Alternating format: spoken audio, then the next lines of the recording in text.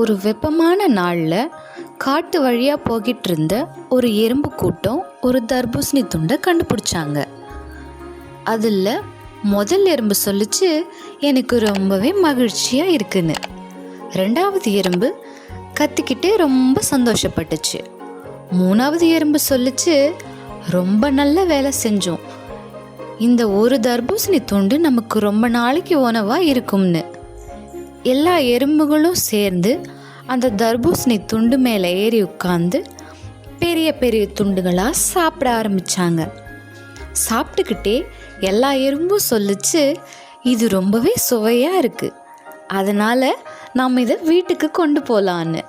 அவங்க அந்த துண்டை நகர்த்த ரொம்ப வேகமாக தள்ளியும் அது கொஞ்சம் கூட அசையலை. அவங்க எவ்வளோ கஷ்டப்பட்டு அதை நகர்த்த முயற்சி பண்ணாலும் அது கொஞ்சம் கூட அசையலை. அது அவங்களுக்கு ரொம்பவே ஏமாற்றமாக இருந்துச்சு. ஒரு வழியாக எல்லா எறும்பும் சேர்ந்து பேசி வீட்டுக்கு போய் மற்ற நண்பர்களையும் கூட்டிகிட்டு வருவோன்னு பேசிக்கிட்டாங்க. அந்த கூட்டத்தில் இருந்த ஒரு குட்டி எறும்பு வேகமாக ஓடி போய் அதுங்களோட வீடு வாசலில் இருந்து கத்தி சொன்னிச்சு, எல்லாரும் வேகமாக வாங்க, நம்ம போய் அந்த புல் தரையில் இருக்க தர்பூசணி துண்டை எடுத்துகிட்டு வரணும்னு. உடனே எறும்புகளும் அந்த இடத்துக்கு போனாங்க. அவ்வளோ பெரிய தர்பூசணி துண்டை பார்த்ததும் அவங்களுக்கு ஒன்றுமே புரியலை. ஒரே சந்தோஷமாகிட்டாங்க. இப்போது எல்லாரும் சேர்ந்து அதை நகர்த்த முயற்சி செஞ்சாங்க. அப்பவும் அது நகரலை. அதனால ஒரு சின்ன குச்சியை வச்சு நகர்த்த முயற்சி செஞ்சாங்க. அப்படி செஞ்சும் கூட அந்த தர்பூசணி துண்டை நகர்த்தவே முடியலை. எறும்புகளுக்கு ஒரே வருத்தமாக போச்சு. அதனால் வேற ஒரு புது முயற்சியை செய்ய ஆரம்பித்தாங்க. எல்லா எறும்புகளும் ஒரு வரிசையாக ஏறி அந்த தர்பூசணி துண்டு மேலே நிற்க ஆரம்பித்தாங்க.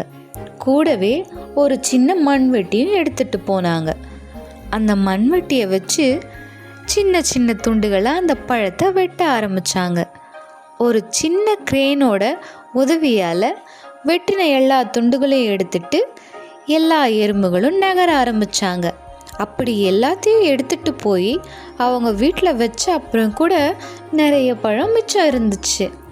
அதனால் அது எல்லாம் சேர்ந்து எவ்வளோ சாப்பிட முடியுமோ அவ்வளோத்தையும் சாப்பிட்டுச்சுங்க. அதில் பாதி எறும்புங்க சொல்லிச்சு, ஹஹா, நான் நிறைய சாப்பிட்டுட்டேன். பாதி எறும்புங்க சாப்பிட்டதுனால ஓய்வெடுக்க தரையிலேயே படுத்துக்குச்சிங்க. மிச்சம் இருந்த எறும்புகளோ அந்த பழத்தோட தோளில் சறுக்கி விளையாட ஆரம்பிச்சுதுங்க.